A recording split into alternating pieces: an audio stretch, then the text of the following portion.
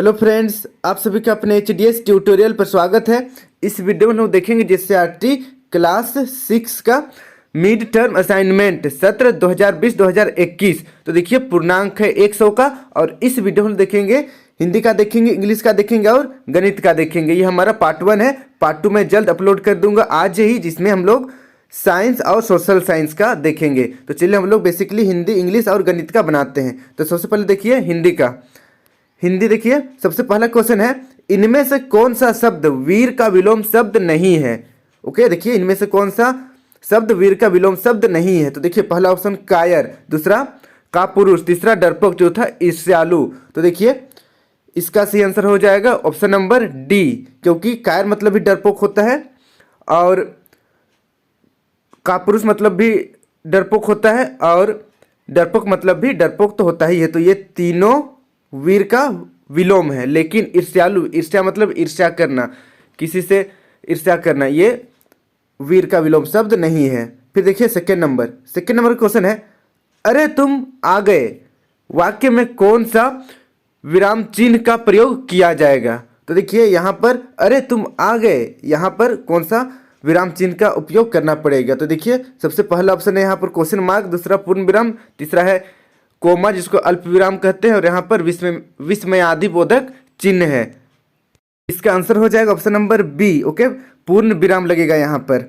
फिर देखिए तीसरा नंबर का क्वेश्चन है, बाबा भारती ने खड़गसिंह से क्या प्रार्थना की। तो चलिए इसका हम लोग आंसर लिखते हैं कि बाबा भारती ने खड़गसिंह से क्या प्रार्थना की। तो देखिए इसका आंसर हो जाएगा, क्वेश्चन पहले देख लेते हैं, बाबा भारती ने खड़गसिंह से क्या प्रार्थना की।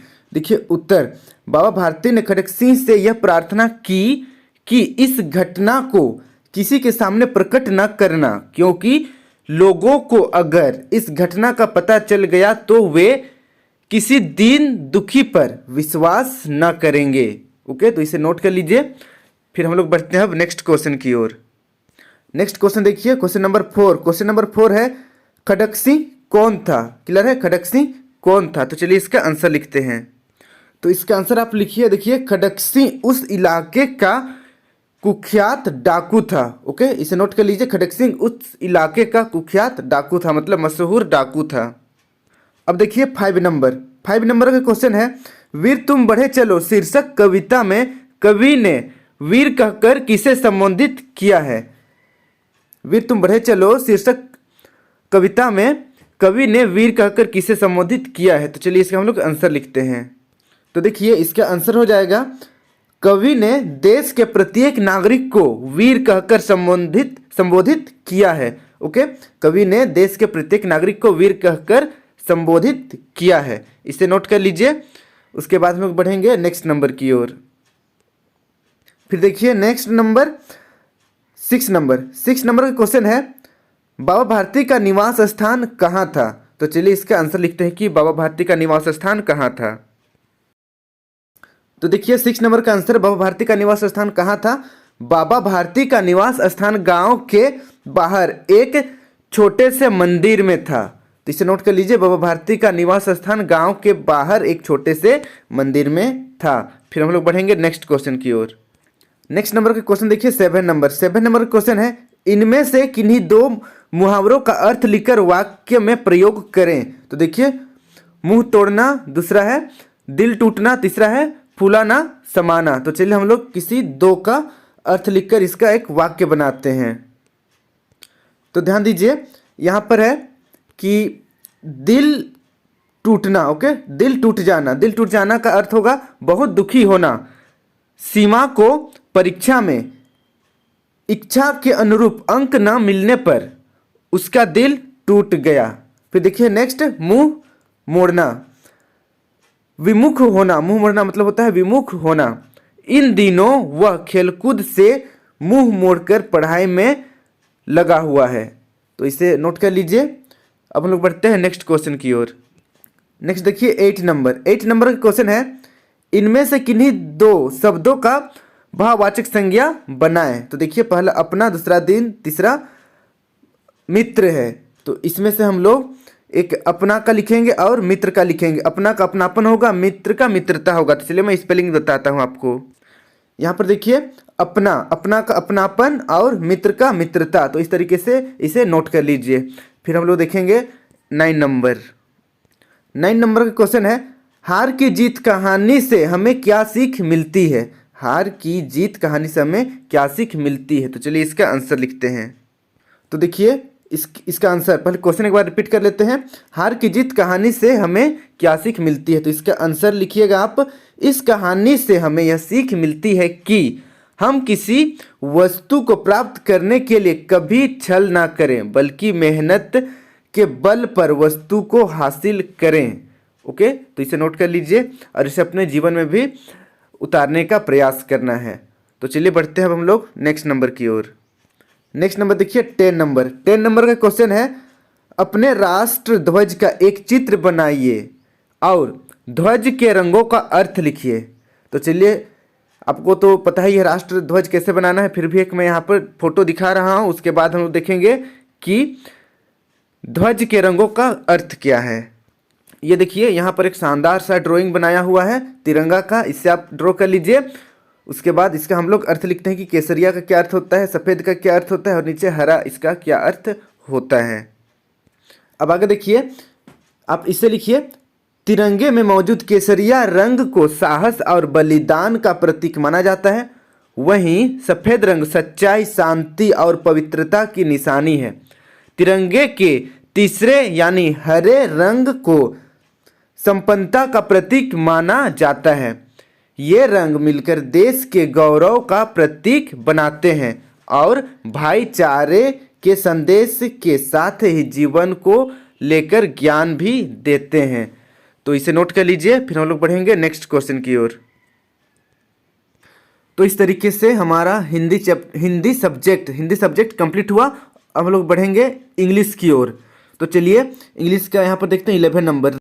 Read the extracts and answer the question that follows. देखिए यहाँ पर जो लाइन दिया हुआ है उसको रीड करना है, उसके बाद इसके नीचे कुछ क्वेश्चन दिया हुआ है उसका आंसर देना है। तो देखिए हम लोग एक बार इसको रीड करते हैं। The cornfield stretches a tender green to right and left beside my walks. I know he had a nest unseen somewhere among the million stalks. तो देखिए इसका हिंदी मीनिंग हो जाएगा, अनाजों का खेत एक कोमल लहरी अंगड़ाई ले रहा था, मेरे जाने के मार्ग के दाएं और बाएं मैं जानती थी कि लाखों अनाजों के डंठलों के बीच उसका कहीं अज्ञात घोंसला है। तो चलिए इसका हम लोग क्वेश्चन देखते हैं। देखिए पहला क्वेश्चन है, where did the cornfield stretches. Cornfield कहाँ पर ऐसे लहरा रहा है। ओके, अंगड़ाई कहाँ पर ले रहा है। तो देखिए पहला ऑप्शन है ऑन द रोड पे, या दूसरा both side of the way, रास्ता के दोनों ओर, या फिर तीसरा देखिए only one side of the way, रास्ता के एक साइड, या फिर बिसाइड द ट्री, पेड़ के बिसाइड में। तो देखिए इसका सही आंसर हो जाएगा option number B, both side of the way, रास्ता के दोनों ओर। क्लियर है, दाएं और बाएं, लेफ्ट राइट दोनों ओर। फिर देखिए सेकंड नंबर क्वेश्चन है, ramming word of night in the above line is. तो देखिए नाइट का रमिंग वर्ड क्या है। पहला ऑप्शन बिसाइड, दूसरा ग्रीन, तीसरा राइट, चौथा अनसीन। तो देखिए राइमिंग वर्ड मतलब एक जैसा साउंड वाला शब्द। ओके, तो देखिए नाइट और राइट एक जैसे सुना रहा है ना, नाइट राइट, इसलिए ऑप्शन नंबर सी सही हो जाएगा। अब देखिए 3 नंबर क्वेश्चन है, which word in the above line is opposite to seen. अब देखिए सीन का ऑपोजिट वर्ड क्या है। सीन मतलब होता है देखा या देखना। तो देखिए पहला ऑप्शन है ग्रीन, दूसरा अनसीन, तीसरा वॉक्स, चौथा स्टॉक्स। तो देखिए सीन मतलब देखा, तो इसका उल्टा क्या हो जाएगा, अपोजिट, ना देखा या फिर अनदेखा। तो अनदेखा का हो जाएगा अनसीन, इसीलिए इसका सही आंसर हो जाएगा ऑप्शन नंबर बी, अनसीन। अब हम लोग बढ़ते हैं 12 नंबर की ओर। 12 नंबर का देखिए क्वेश्चन यहाँ पर, read the extracts and answer the question that follows. इसको पढ़ना है और नीचे क्वेश्चन दिया हुआ है उसका आंसर देना है। तो चलिए हम लोग पढ़ते हैं। Then mighty king grant me one last request, let me be felled in 3 parts. First my head with its crown of waving greenery, next my middle part, its 100 strong arm and hand, at last my base which bear the heaviest and knottiest of my limb upon it. तो देखिए यहाँ पर पेड़ कहता है कि राजा मुझे 3 part में आप गिराइए, पहला पार्ट मेरा हेड, उसके बाद दूसरा पार्ट मेरा मिडिल पार्ट को काटिएगा और फिर लास्ट में मेरा बेस को यानी कि तना नीचे ज़मीन के साथ जो सटा हुआ है उसे काटिएगा। क्लियर है? तो चलिए इसका हम लोग कुछ क्वेश्चन आंसर करते हैं। पहला नंबर देखिए, choose the qualifying words from the above line for the word king. तो देखिए किंग का क्वालिफाइंग वर्ड क्या है। देखिए किंग का क्वालिटी इस टाइप का, ओके, किंग का क्वालिटी गुण। तो देखिए यहाँ पर लिखा हुआ है द माइटी किंग, इसलिए हम लोग का आंसर हो जाएगा माइटी। ओके, माइटी सही हो जाएगा। अब लोग देखते हैं नेक्स्ट सेकेंड नंबर क्वेश्चन है, which was the last part of the tree requested to be felled. Tree सबसे आखिरी में कौन सा पार्ट को गिराने का रिक्वेस्ट करता है। पहला ऑप्शन है हैंड्स, दूसरा हेड, तीसरा बेस, चौथा आर्म्स। तो इसका सही आंसर हो जाएगा option number C, base. Last में देखिए, at last my base, last में मेरा बेस को गिराइएगा, मतलब मेरा तना को। फिर देखिए 3 नंबर क्वेश्चन है, comparative degree of the word strong is. तो देखिए कंपैरेटिव डिग्री स्ट्रोंग का क्या होगा। पहला स्ट्रोंगर, दूसरा स्ट्रोंग, तीसरा स्ट्रोंगेस्ट, चौथा स्ट्रोंगनेस। तो इसका सही आंसर हो जाएगा ऑप्शन नंबर पहला। देखिए स्ट्रोंग का कंपैरेटिव डिग्री स्ट्रोंगर होता है। अब देखिए 30 नंबर क्वेश्चन है, make your own sentence using the given similes. A number देखिए, पहला नंबर एज वाइट एज और B number as sweet as. तो चलिए इसका हम लोग सेंटेंस बनाते हैं। तो देखिए एज वाइट एज, इसे सेंटेंस बन जाएगा, it was as white as milk. यह बिल्कुल दूध के जैसा सफ़ेद था। फिर देखिए सेकेंड, एज स्वीट एज। तो इसका आंसर देखिए सेंटेंस यहाँ पर लिखा हुआ है, apple was as sweet as sugar. सेब चीनी की तरह मीठा था। ओके, तो इसे नोट कर लीजिए। अब हम लोग बढ़ते हैं नेक्स्ट क्वेश्चन की ओर। अब हम लोग बढ़ते हैं नेक्स्ट 50 नंबर। चलो देखिए 40 नंबर आप अपने से ट्राई कर लीजिएगा, इसे मैं आप पर छोड़ दे रहा हूँ। अब हम लोग बढ़ते हैं 50 नंबर। देखिए 50 नंबर का क्वेश्चन है, right the synonym of the given words. तो गिवन वर्ड्स का सिनोनिम लिखना है, मतलब समानार्थक शब्द लिखना है। पहला है पावरफुल, दूसरा है अट्रैक्टिव। तो देखिए पावरफुल मतलब शक्तिशाली होता है, क्लियर है, मजबूत। तो आप पावरफुल का सिनोनिम लिखिए स्ट्रोंग, STRONGE। ओके, स्ट्रोंग इसे लिख लीजिए। उसके बाद देखिए अट्रैक्टिव का आप चार्मिंग लिख सकते हैं। मैं इसका भी स्पेलिंग लिख कर बता दे रहा हूँ, charming CHARMING, charming. Okay, CHARMING, इसे नोट कर लीजिए। फिर देखिए नेक्स्ट 60 नंबर क्वेश्चन है, right 2 lines on spring season पर 2 लाइन लिखना है। तो चलिए हम लोग लिखते हैं। तो देखिए इसका आंसर यहाँ पर से लिखिए आप, in spring the weather usually turns warmer, trees begin to grow their leaves, plants start to flower and young animal such as chicks and lambs are born. तो ये हमारा देखिए यहाँ पर बी है। ओके, बोर्न बी है, इसे लिख लीजिए। ये हमारा फर्स्ट लाइन है, यहाँ से लेकर यहाँ तक एक ही लाइन है, एक्चुअल में एक सेंटेंस है। फिर सेकेंड सेंटेंस यहाँ से स्टार्ट होता है इन समर से। फिर आगे लिखिए, in summer the weather is usually warm, tree have full green leave and amount of time is it, देखिए light for during the day is long. तो ये भी लिख लीजिए। इसके बाद हम लोग बढ़ते हैं अब नेक्स्ट नंबर की ओर। नेक्स्ट नंबर देखिए 17 नंबर का क्वेश्चन है, right a composition on the importance of tree in about 30 words. 30 words में इम्पोर्टेंस ऑफ ट्री लिखना है। ओके, मतलब पेड़ का महत्व पर एक छोटा सा पैराग्राफ लिखना है 30 वर्ड का। तो चलिए हम लोग इसको लिखते हैं। अब देखिए importance of tree are important for our survival as well as the ecosystem. Without tree, life would not have been possible. Tree provide us with two of life's most crucial component, oxygen and food. फिर आगे देखिए, as we involved, we start harvesting tree for medicine, shelter and other commercial uses. Even today, our dependence on tree has not reduced. In fact, we are ever more dependent on tree than ever. फिर देखिए next, the importance of tree essay aims to educate the readers about how trees are integral to the environment.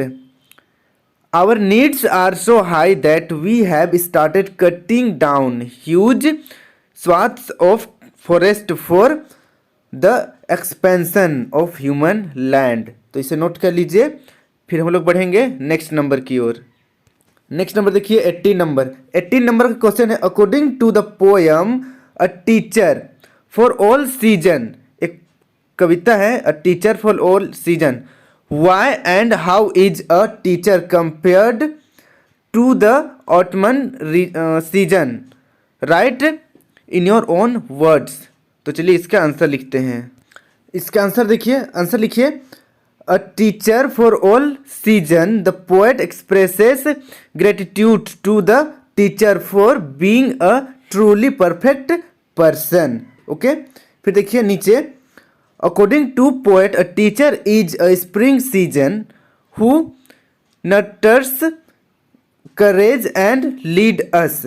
A teacher is a summer whose sunny temperament makes study pleasure. Okay? Study, यहाँ पर study का spelling थोड़ा सा mistake हो गया है, ध्यान दीजिए. STUDY स्टडी ये होना चाहिए, यहाँ पर थोड़ा सा ये टी होगा, यहाँ STUDY. ओके, आगे देखते हैं. The teacher is also like winter because he is hard outside but soft inside. Okay, तो देखिए इसका हिंदी मीनिंग हो जाएगा कि एक टीचर सीजन की तरह होता है. क्लियर है ना, सीजन की तरह होता है. और जो कवि है उसे, कवि है टीचर, कवि ने टीचर को धन्यवाद दिया है कि आपने मुझे संवारा और आपने मुझे सींचा, आप मेरे लिए परफेक्ट पर्सन हो. उसके बाद कवि के अनुसार एक टीचर बसंत ऋतु है जो हम सबको नरिश करता है. क्लियर है, मतलब हम सबका पालन पोषण करता है, हम लोगों को साहस देता है, हम लोगों को मार्गदर्शन देता है. फिर देखिए टीचर समर सीजन के जैसा है, गर्मी के जैसा है, जिसका धूप से हम लोग अपना स्टडी को प्लीजर बनाते हैं, खुशनुमा बनाते हैं. और टीचर ठंडे की तरह है जो बाहर से बहुत हार्ड लेकिन अंदर से बहुत सॉफ्ट होता है. तो इसे नोट कर लीजिए. अब हम लोग बढ़ते हैं नेक्स्ट नंबर की ओर. तो इस तरीके से इंग्लिश हमारा कंप्लीट हो गया. अब हम लोग बढ़ते हैं नेक्स्ट मैथ की ओर, गणित की ओर. तो देखिए 19 नंबर का क्वेश्चन. 19 नंबर का क्वेश्चन है, 10,000 लाख निम्न में से कौन सा होगा. 10,000 लाख निम्न में से कौन सा होगा. तो देखिए पहला ऑप्शन है 10 मिलियन, दूसरा 100 मिलियन, तीसरा 10 बिलियन, पहला 1 बिलियन. तो इसका सही आंसर हो जाएगा ऑप्शन नंबर डी, 1 बिलियन. इसे नोट कर लीजिए. फिर देखिए नेक्स्ट 20 नंबर. 20 नंबर का क्वेश्चन है, 8 9 5 3 में से किसी एक का 2 बार प्रयोग कर 4 अंकों की सबसे बड़ी संख्या होगी. तो देखिए 8 9 5 और 3, इसमें से कोई भी एक संख्या को 2 बार लिखना है और सबसे बड़ा संख्या बनाना है. तो देखिए इसमें पहला ऑप्शन है यहाँ पर 9,853 लिखा हुआ है, दूसरा ऑप्शन है 9,985 और तीसरा 3,589 और फिर डी है 9,953. तो इसका सही आंसर हो जाएगा ऑप्शन नंबर बी. ओके, 9,985 ये सबसे बड़ी संख्या है. अब चलिए देखिए नेक्स्ट 21 नंबर. 21 नंबर क्वेश्चन है, 3 अंकों की सबसे बड़ी संख्या का परिवर्ती क्या है. तो देखिए 3 अंकों की सबसे बड़ी संख्या का परिवर्ती, 3 अंकों की सबसे बड़ी संख्या 999, इसमें एक जोड़ देंगे हम लोग तो कितना हो जाएगा, 1000 हो जाएगा. ओके, 1000 हो जाएगा. तो इसी तरीके से यहाँ पर 1000 आंसर होगा. देखिए पहला ऑप्शन गलत है, दूसरा ऑप्शन भी गलत है, तीसरा ऑप्शन सही है. क्लियर है, इसलिए ऑप्शन नंबर तीसरा 1000 सही है. अब चलिए देखिए 22 नंबर. 22 नंबर का क्वेश्चन है, -6 तथा 6 के बीच कितनी पूर्ण संख्या है. तो देखिए यहाँ पर ध्यान देना है, पूर्ण संख्या का बात हो रहा है, प्राकृतिक संख्या का बात नहीं हो रहा है, फिर पूर्णांक का भी बात नहीं हो रहा है. ओके, पूर्ण संख्या का बात हो रहा है. पूर्ण संख्या कहाँ से स्टार्ट होता है, जीरो से स्टार्ट होता है, 0 1 2 3। तो चलिए पहले कुछ मैं आपको समझा लेता हूँ। तो चलिए देखिए पूर्ण संख्या, जैसे कि मैंने कहा 0 से स्टार्ट होता है, 0 1 2 3 4, और हम लोगों को देखिए -6 से लेकर 6 के बीच में पूर्ण संख्या ज्ञात करना है। यहाँ देखिए -6 और यहाँ पर 6 है, इसके बीच में पूर्ण संख्या 0 से स्टार्ट करेंगे, 0 1 2 3 4 ऐसे करके। तो यहाँ से पहला संख्या 1 2 3 4 5 6, ओके। तो टोटल 6 संख्या है। 6 को तो नहीं लेंगे क्योंकि इसके बीच का बोला है, तो बीच में 5 तक आता है। क्लियर है, मतलब यहाँ से लेकर यहाँ तक का जो संख्या उसको गिनना है, कितना है। तो 1 2 3 4 5 6 है, इसलिए इसका आंसर 6 हो जाएगा। तो देखिए पहला ऑप्शन 6 है, दूसरा -6, तीसरा यहाँ पर 11 है, चौथा D है। तो इसका सही आंसर हो जाएगा ऑप्शन नंबर पहला 6। फिर देखिए 23 नंबर 23 नंबर का क्वेश्चन है, संख्या रेखा का प्रयोग कर एक पूर्णांक लिखिए जो 3 से 5 कम है, ओके। देखिए संख्या रेखा का प्रयोग कर वह पूर्णांक लिखिए जो 3 से 5 कम है। तो चलिए इसको बनाते हैं हम लोग। तो देखिए आपको अपना कॉपी में इस तरीके से ड्रॉ करना है, एक संख्या रेखा बनाना है यहाँ पर, और संख्या रेखा यहाँ पर, इधर यहाँ पर आपको 0, क्लियर, संख्या रेखा के बीच में 0 लिखना है। फिर इधर -1 -2 जाता है, और इस साइड में +1 2 प्लस ऐसे करके ++ 1 2 3 4 जाता है। हम लोगों को चाहिए 3 से 5 कम, ओके। तो देखिए 0 से 3 तक जाएंगे क्योंकि 3 जाना है, उसके बाद 5 कम बोला गया है, कम मतलब माइनस करना है 5, तो वापस आएंगे 5 बार। देखिए 1 2 3 4 5, इस तरीके से कहाँ पर आ गए हम लोग, -2 में। तो इसलिए 3 - 5 बराबर -2 होता है। तो यही हमारा आंसर हो गया, ओके। जैसे मैंने यहाँ पर बनाया है, आपको इसी तरीके से बनाना है। अब हम लोग बढ़ते हैं नेक्स्ट नंबर की ओर। आपको ये वाला को नहीं बनाना है, ओके। ये 24 नंबर का है, अभी नहीं पहुँचे 24 नंबर में, अभी बनाएंगे 24। पहले एक बार क्वेश्चन देख लेते हैं। 24 नंबर का क्वेश्चन देखिए, -48 और -67 का योगफल कितना होगा। तो चलिए इसको बनाते हैं। योगफल ज्ञात करना है, योगफल मतलब होता है प्लस। तो देखिए अब आगे हम लोग 24 नंबर, अभी इसको नहीं बनाने, तो 23 नंबर का है, ओके। 24 नंबर का देखिए, -48 प्लस करना है -67 को, ओके। तो देखिए प्लस माइनस क्या होता है, प्लस माइनस माइनस होता है, इसलिए माइनस लिखेंगे, और इधर -48 को उतार देंगे यहाँ पर, और इधर 67 को उतार देंगे, 67, ओके, 67 को उतार देंगे। उसके बाद देखिए दोनों में माइनस है, इसलिए दोनों को प्लस कर देंगे, क्योंकि माइनस माइनस हम लोग प्लस करते हैं। तो दोनों को प्लस करेंगे तो 115 हो जाएगा, और दोनों में माइनस है इसलिए यहाँ पर माइनस भी लगेगा। तो इस तरीके से -15 हमारा आंसर हो गया है, आप इसे नोट कर लीजिए। फिर बढ़ेंगे हम लोग 25 नंबर की ओर। अब देखिए 25 नंबर का क्वेश्चन है। यहाँ पर देखिए 25 नंबर, एक रेलवे स्टेशन सोमवार को 29,858 टिकट और शुक्रवार को 45,875 टिकट बिक्री किया। शुक्रवार को कितने अधिक टिकट की बिक्री हुई। तो चलिए इसको बनाते हैं हम लोग। तो चलिए 25 नंबर का आंसर देखते हैं। देखिए शुक्रवार को जितना बिक्री हुआ था उसमें से हम लोग सोमवार को जितना बिक्री हुआ था उसको घटा देंगे, तो टोटल बचेगा हमारा, देखिए यहाँ पर माइनस है, ध्यान देना है, माइनस है, यहाँ पर घटाया हुआ है, घटाएंगे तो बचेगा 6,017, ओके। तो टोटल देखिए शुक्रवार को 6,017 अधिक टिकट बेचा गया, ये हमारा आंसर हो गया, ओके। इसे नोट कर लीजिए। अब हम लोग बढ़ते हैं नेक्स्ट 26 नंबर की ओर। अब देखिए 26 नंबर का क्वेश्चन है। यहाँ पर कुछ संख्या दिया हुआ है, इसको अवरोही क्रम में लिखना है, ओके। अवरोही मतलब होता है घटते क्रम में, सबसे पहले बड़ा संख्या रहेगा, जैसे 9 हो गया, 8 हो गया, 7, फिर 6, इस तरीके से अवरोही घटते क्रम में लिखना है, ओके। तो चलिए इसका हम लोग आंसर लिखते हैं। तो देखिए इसका आंसर इस तरीके से होगा, सबसे पहले आपको लिखना पड़ेगा 98,456 को सबसे पहले, उसके बाद इससे जो छोटा है 97,435 उसको, उसके बाद आपको लिखना पड़ेगा उससे छोटा 32,554, उसके बाद फिर 25,844। तो इस तरीके से लाइन से इसको लिख लीजिए, ये घटते क्रम में है, अवरोही में है। फिर हम लोग बढ़ेंगे नेक्स्ट नंबर की ओर। नेक्स्ट नंबर देखिए 27 नंबर का क्वेश्चन है। देखिए 5 मार्क्स का है, जबरदस्त है। देखिए क्वेश्चन है, मान ज्ञात करें -69 माइनस ब्रैकेट -45 माइनस 8 प्लस 79। तो चलिए इसको हम लोग हल करते हैं, ओके। इसको हल करना है और आंसर लाना है। तो देखिए 27 नंबर का answer, -69 minus bracket -45 minus 8 plus 79। तो चलिए यहाँ पर सबसे पहले हम लोग क्या करेंगे, इधर ध्यान दीजिए, -69 को उतार देंगे सेम। उसके बाद यहाँ पर देखिए माइनस माइनस है तो दोनों मिलकर प्लस हो जाएगा। उसके बाद देखिए यहाँ पर फिर से माइनस माइनस से दोनों मिलकर प्लस हो जाएगा, और 8 को उतारेंगे, 45 को उतारे हैं, फिर देखिए यहाँ पर प्लस लिखेंगे, प्लस है इसलिए, फिर 79 तो 79। ओके, अब देखिए सेकेंड में 69 क्लियर है। 69 को यहाँ पर -69 के साथ उतार देंगे। उसके बाद तीनों को प्लस करेंगे तो 132 आएगा, 132 आएगा। उसके बाद 132 आने के बाद हम लोग देखिए दोनों में से एक में माइनस रहता है तो माइनस करते हैं। माइनस करने पर हम लोगों को 63 मिलता है, और दोनों में बड़ा 132 है और इसमें प्लस है इसलिए यहाँ पर प्लस छिपा हुआ है। ओके, यहाँ पर छिपा हुआ है तो इस तरीके से 63 क्लियर है। 63 हमारा आंसर हो गया, 63 आंसर हो गया, इसे नोट कर लीजिए। फिर हम लोग बढ़ेंगे 28 नंबर की ओर। अब देखिए 28 नंबर का क्वेश्चन है, एक विद्यालय में 29 लड़कियां और 26 लड़के हैं, 29 लड़कियां हैं और 26 लड़के हैं, सभी एक पार्क में घूमने गए हैं। अगर पार्क में एक टिकट 27 रुपये में मिलता है तो टिकट में कुल कितने रुपये खर्च हुए? तो चलिए इसको हम लोग बनाते हैं।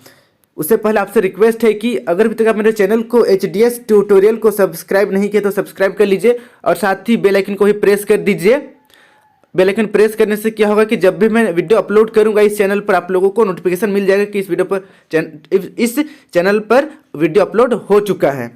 और इस चैनल पर मैं JCERT का सारा सोल्यूशन धीरे धीरे अपलोड कर रहा हूँ, जिससे कि आप लोगों को ज़्यादा से ज़्यादा लाभ हो सके। और वीडियो को अपने दोस्तों के साथ, अपने क्लासमेट के साथ जरूर शेयर करें, ताकि वे भी अच्छी तरीके से अपना पढ़ाई और मिड टर्म एग्जाम दे सके। तो चलिए बढ़ते हैं हम लोग 28 नंबर का सोल्यूशन की ओर।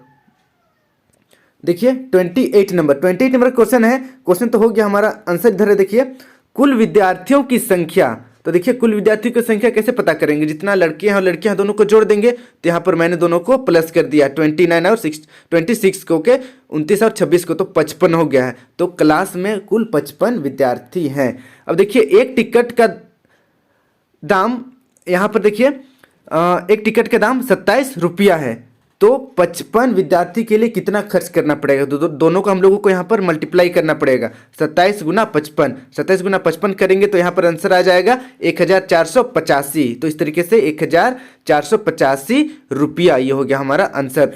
कुल खर्च 1485, इसे नोट कर लीजिए। ये था हमारा लास्ट क्वेश्चन। आई होप आपको सब समझ में आ गया होगा। कहीं पर दिक्कत भी होगी तो मुझे कमेंट कर दीजिए, मैं आपकी प्रॉब्लम सॉल्व करने की पूरी कोशिश करूँगा। और पार्ट 2 मैं जल्द ही आज ही अपलोड कर दूंगा, जिसमें साइंस और सोशल साइंस का रहेगा। Thank you for watching my video, have a good day.